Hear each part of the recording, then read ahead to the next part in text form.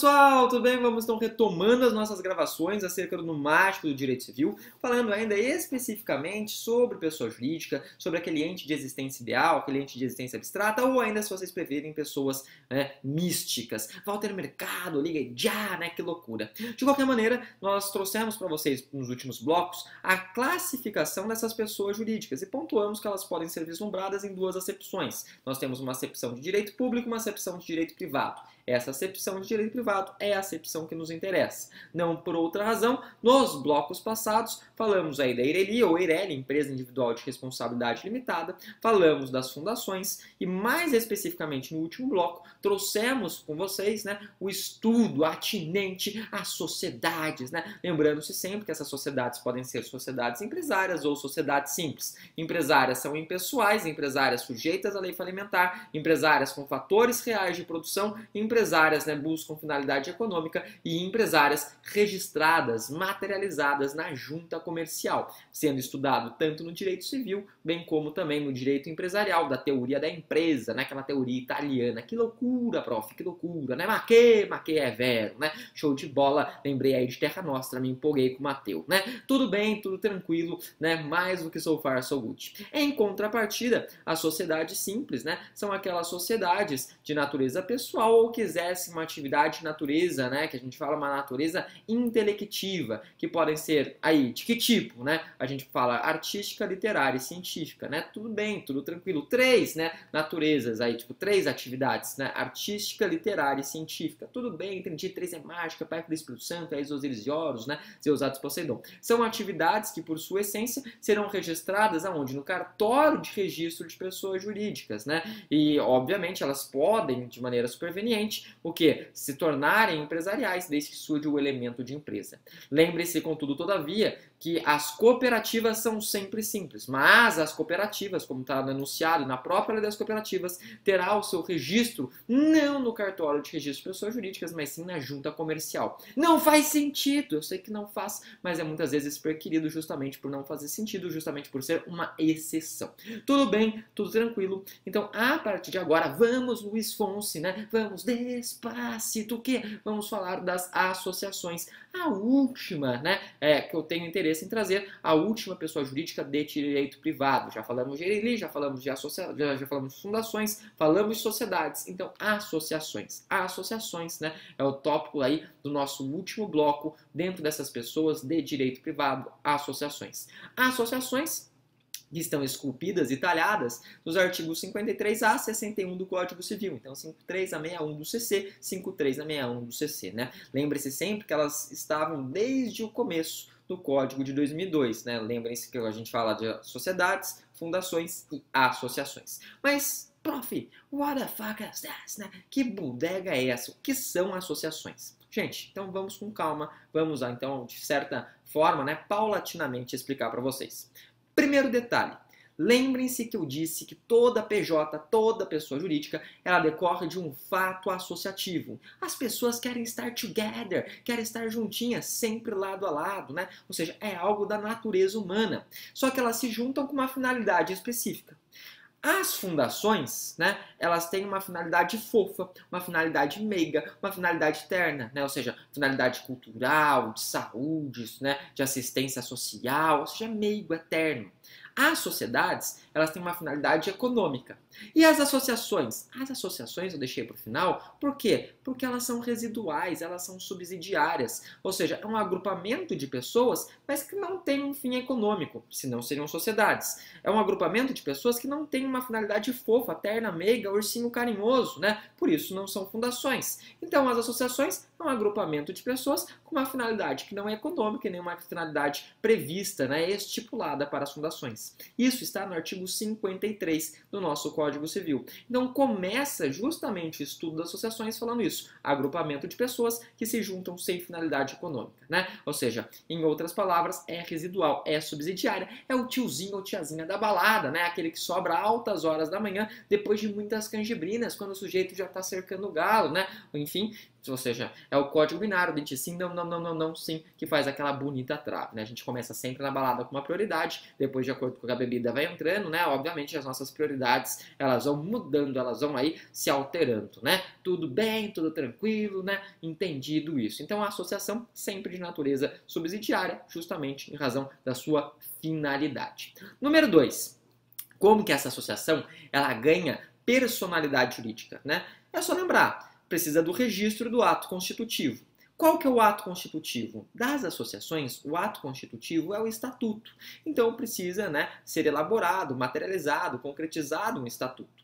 E aonde que eu registro? Eu registro esse estatuto no cartório de registro de pessoas jurídicas. Então eu vou ter que materializar o quê? O registro do estatuto no CRPJ, né, o cartório de registro de pessoas jurídicas. Isso está talhado, esculpido no artigo número 54 do Código Civil, né? De qualquer maneira, o que é importante ainda falar das associações? Gente, terceiro apontamento das associações. Quantos apontamentos vai fazer, prof? Eu pretendo fazer com vocês 6 apontamentos, 2 vezes 3, né? Ou seja, 2 vezes o nosso número mágico de Harry, Rony e Hermione, né? 2 vezes o nosso número mágico aí, que a gente pode trazer relacionado a Hulk e Leia, né? Ou se vocês preferirem, até mesmo os 3 novos aí, né? Que é o Rey e tudo mais da nova saga do Star Wars, né? Tudo bem, tudo tranquilo, entendi, né? Show de bola. Os 3 reis magos, enfim, podemos dar vários exemplos de tetes. 2 vezes 3 são 6 apontamentos, os 2 primeiros eu já trouxe. Terceiro apontamento que eu quero trazer com vocês é o seguinte, gente. As associações são tipo um clube, né? Então, em outras palavras, quando você entra num clube, você se torna um associado. Né? Que loucura, prof. Agora entendi, faz todo sentido, né? Gente, eu sou um associado. A minha irmã é uma associada, né? E por que você está falando disso? Porque eu não tenho direitos e obrigações recíprocos, né? Entre mim e a minha irmã. Nós somos associados, mas cada um no seu quadrado, cada um no seu quadrado, hit do ano de 2008, né? Do funk, do Furacão 2000. Que loucura, prof. Então não existem, né, direitos e obrigações recíprocos entre os associados. Não, não existem. E isso está, inclusive, no artigo 53, parágrafo único. Esse é o nosso terceiro apontamento. Não existem, né, ou seja, direitos e obrigações recíprocos. Notem, né, que com base nisso vamos para o nosso quarto apontamento. Qual que é o quarto apontamento? A gente sabe que alguns associados, dependendo da formatação da sociedade, podem ter aí, né, em outras palavras, o que? Disposição, né, no sentido de categorias diversas, né? Então pode haver disposição de associados com categorias distintas, né, com benesses aí diferenciadas, específicas. E por que você está falando disso? Porque se estivermos falando, né, de associados que estão na mesma categoria, não existe nenhum tipo de discriminação. Discriminação, pois estão no mesmo patamar, né? Entretanto, a gente sabe que podem haver algumas categorias, né, com algumas vantagens. Alguns, a gente pode falar, exemplo de clubes, eles dão aí vantagem para associados que eles entendem como associados sêniores, né? Aqueles associados que já têm mais de uma certa idade e, além disso, né, foram associados por um determinado período de tempo. Então, exemplo, né, mais de 70 anos de idade e associados por mais de 35 anos de idade deixam de pagar o clube. Pode acontecer isso? Pode, né? Ou seja, ele ganhou uma vantagem específica, não está no mesmo patamar dos demais. Então, em outras palavras, isso acaba sendo aí talhado, esculpido também no nosso Código Civil.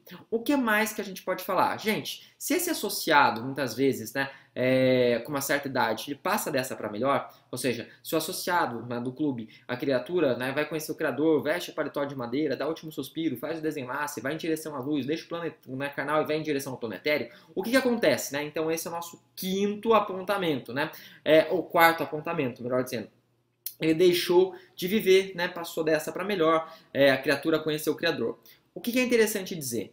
O título, né, desse associado, ele vai ser intransmissível. Ele não necessariamente vai passar para os seus filhos, né? Ele não vai passar para os seus herdeiros. Ele é, em sua essência, intransmissível, né? A não ser, obviamente, se houver disposição em contrário do estatuto.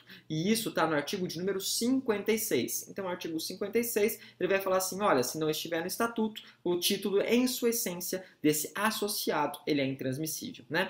Agora sim, quinta observação, quinto apontamento. Qual que é o quinto apontamento? É o seguinte, gente, se o associado ele não se comporta, Se o associado começa a depredar o patrimônio, muitas vezes, por exemplo, do clube, ele pode ser excluído? Ele pode ser expulso? Claro que pode, gente. Só que para a exclusão, para, na verdade, né, essa hipótese em que o indivíduo ele deixa de ser associado, se faz imprescindível, né, inicialmente, uma justa causa, e número 2, né, um procedimento que assegure direito de contraditório e ampla defesa. Até porque contraditório e ampla defesa, gente, é algo que está previsto, né, está talhado, cunhado no artigo 5º da nossa Constituição, inciso Luiz Vitão, né, ou seja, LV, né, ou seja, Luiza e Vitão, né, ou seja, aquela cura, né, Luísa Sonsa e Vitão, né, meu casal, né, ou seja, não tem nada a ver, em artigo 5º LV Luiz Vitton, né, Luiz Vitton, artigo 5º contraditório e ampla defesa, ou seja, são corolários aí de um devido processo constitucional, né, de um due process of law, né, ou seja, seria a acepção procedimental, procedural due process, né, ou seja, que trazem requisitos processuais mínimos para a existência de uma sentença justa, adequada e leal. Então precisa de justa causa e observância ao contraditório, artigo 57 do Código Civil. Sexto apontamento. Qual que é o sexto apontamento? O sexto apontamento diz respeito, né, ou seja, ao quadro maior, ou seja, na verdade, ao órgão mais importante das associações. Qual que é o órgão mais importante das associações? É a Assembleia Geral. A Assembleia Geral, gente, é o que há de maior. Assembleia Geral, Assembleia, ou seja, nota Assembleia, né? Assembleia de Deus, Assembleia, né? Ou seja, está lá em cima, Assembleia. É o órgão, é o quadro mais importante das associações.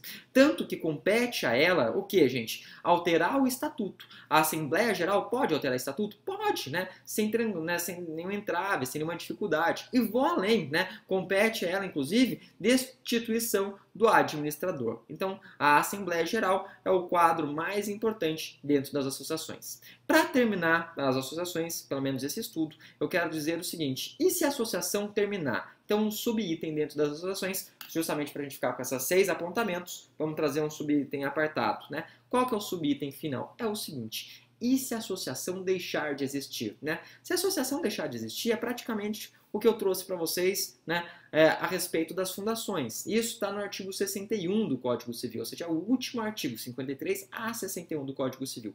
É o último dispositivo, né? Em outras palavras, os bens remanescentes, eles vão ser o quê? Vão ser deferidos a outras entidades que têm uma finalidade, né, parelha, ou seja, uma finalidade não econômica. Tudo bem, tudo tranquilo, né? Isso, obviamente, se não houver aí outra previsão estatutária, né? É possível, entretanto, que se o estatuto muitas vezes ele for omisso, né? Instituições de natureza municipal, estadual ou federal, de fins iguais ou semelhantes, acabem aí recebendo, né, os bens dessa associação que deixou de existir. Então, a associação que deixou de existir, lembre-se sempre, né? Ele vai para outras entidades, sempre de finalidades não econômicas, ou seja, outras associações nessa mesma proposta, né? Tudo tranquilo. Podem ser de natureza municipal, estadual ou, né, de natureza federal. Uma observação aqui. Qual que é a observação? A seguinte, né? Antes, obviamente, da destinação desses bens, dessa associação, né, para outra entidade, muitas vezes é possível que alguns associados recebam que um certo valor atualizado daquilo que eles obviamente tiverem contribuído, né? Ou seja, para o patrimônio dessa associação. Se ele contribui então para o patrimônio da associação, ele pode ter a restituição com valor atualizado. Seria mais ou menos essa a ideação, sem grandes dificuldades, então sem grandes entraves, né? Dito isso, terminamos o estudo das associações e no próximo bloco falaremos da extinção da pessoa jurídica. Então, em outras palavras, né, é como se fosse o ciclo da vida. Falamos da pessoa física, direito da personalidade, surge com o nascimento com vida, termina com a morte. E na pessoa jurídica, né, personalidade, surge com o registro do seu ato constitutivo e termina, né, com a extinção da PJ. Então, no próximo bloco, falaremos da extinção da PJ e muito provavelmente ainda da teoria, né, chamada de Disregard Theory Lifting the Veil, ou ainda denominado de desconsideração da personalidade jurídica, né? Dito isso, então, deixo desde já para vocês, como sempre, um forte abraço e excelentes estudos. Até mais, gente. Tchau, tchau.